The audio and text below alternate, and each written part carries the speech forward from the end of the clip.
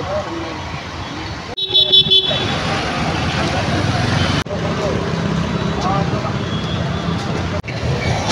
সারা ভারত গণতান্ত্রিক নারী সমিতি সদর মহকুমা কমিটির পক্ষ থেকে এখানে এসেছি এবং এই লোকালের যারা নেতৃত্ব ওনারা আছেন, তো আমরা দেখলাম যে গত 1 অক্টোবর আমরা খবর পেলাম কলেশ্বরের একজন গৃহবধূ সুজাতা কর্মকার, হাজব্যান্ড শেখর কর্মকার।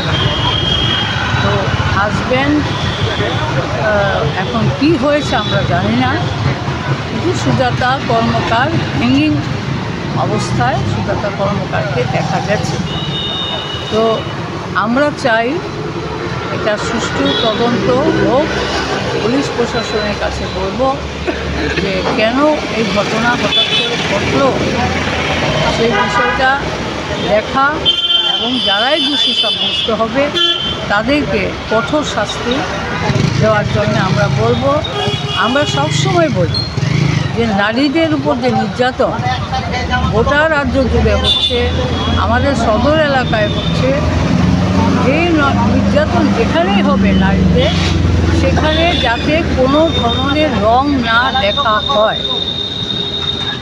এই রং দেখতে গিয়ে আমরা লক্ষ্য করছি যেখানে মহিলারা নির্যাতিত হচ্ছেন, যাচ্ছেন থানায়, থানাবাবুরা যখন জানছেন যে ওরা বিজেপির লোক, তো অভিযোগ তো নিচ্ছেনই না, উল্টো বলছেন মীমাংসা করেন।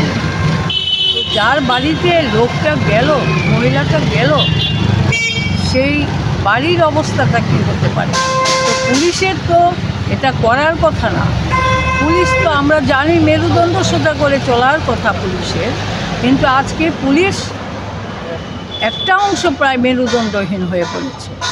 তাদের বাড়িতে তো লোকজন আছে, মা আছে, স্ত্রী আছে, বোন আছে, সেই জায়গায় দাঁড়িয়ে পুলিশ কেন নিরপেক্ষ ভূমিকা নেবে না?